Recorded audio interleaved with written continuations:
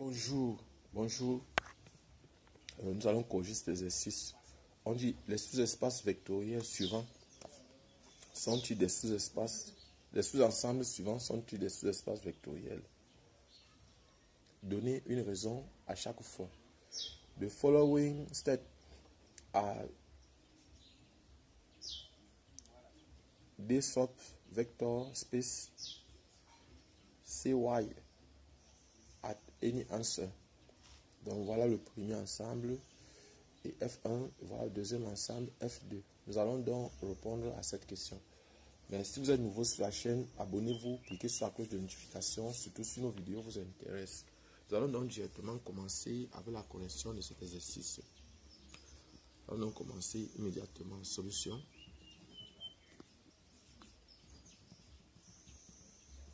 Solution. Le premier ensemble, c'est celui-ci, F1, qui est égal à X, Y, Z appartenant à R3, tel que X plus 3Y plus 2Z soit égal à 0.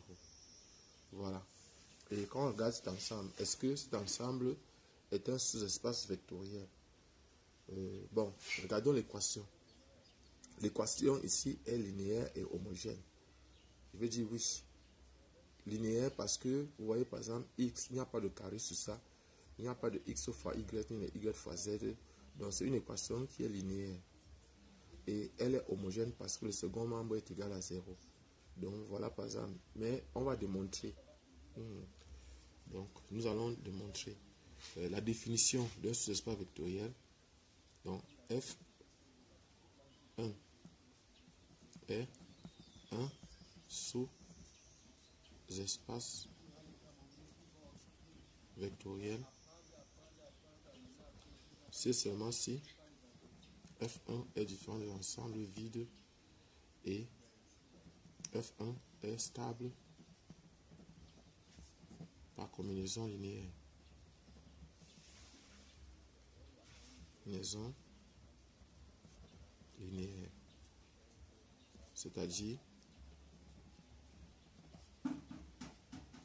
que quel que soit U, V appartenant à F1, quel que soit alpha, bêta appartenant à R, alpha U1, alpha U plus bêta V appartient à F1.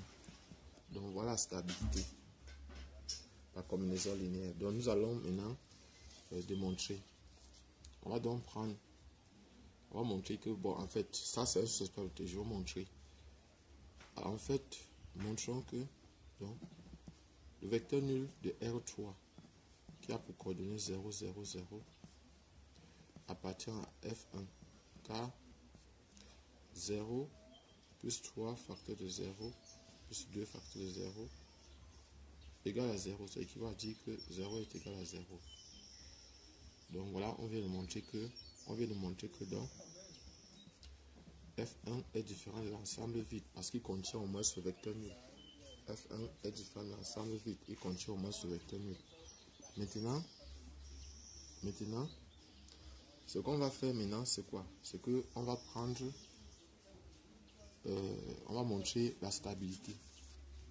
On va choisir deux vecteurs. Donc maintenant, U qui a pour coordonnées X1, Y1, Z1 appartient à F1, c'est seulement si X1 plus 3 fois Y1 plus 2 fois Z1 égale à 0. V qui a pour coordonnées X2, Y2, Z2 appartient à F1, c'est seulement si X2 plus 3 fois Y2 plus 2 fois Z2 est égal à 0.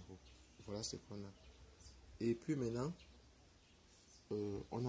cherchons les coordonnées vecteurs alpha U plus bêta V. C'est égal à alpha X1, Y1, Z1 plus bêta X2, Y2, Z2.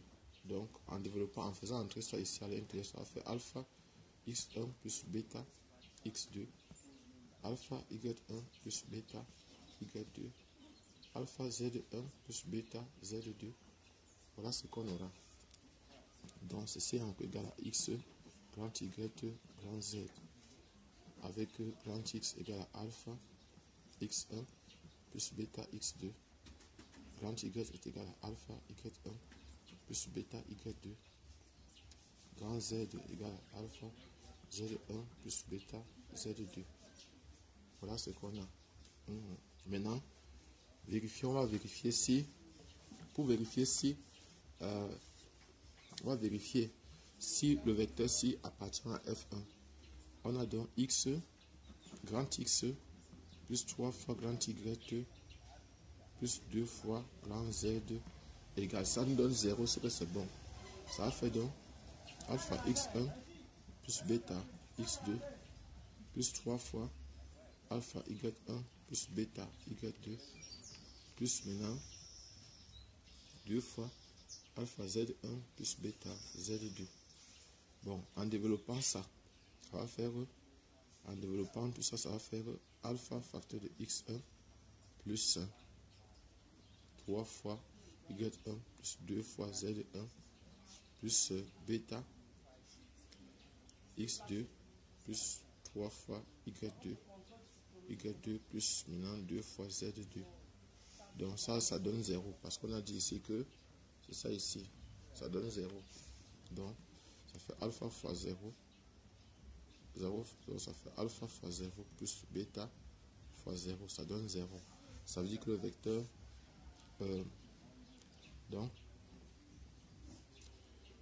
vecteur alpha u plus bêta v appartient bel et bien à F1. Et ça signifie que F1 est stable par combinaison linéaire. Tout F1 est stable par combinaison linéaire. Par combinaison linéaire. Stable par combinaison linéaire.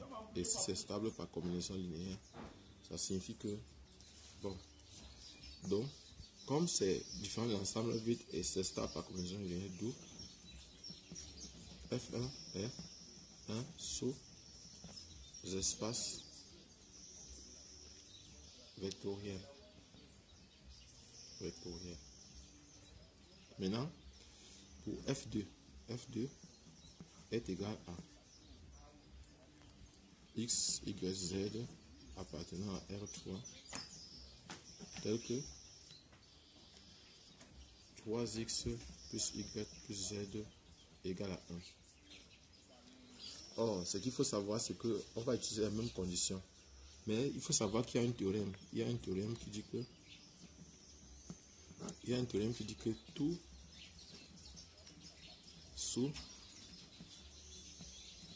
sous-espace vectoriel contient au moins vecteur nul. Au moins ce vecteur nul. Donc, ça signifie que si je ne réussis pas à montrer que le vecteur nul n'appartient pas à un ensemble ou un sous-ensemble, alors ce n'est même pas un sous-espace vectoriel. Donc, on va vérifier. Donc, vérifions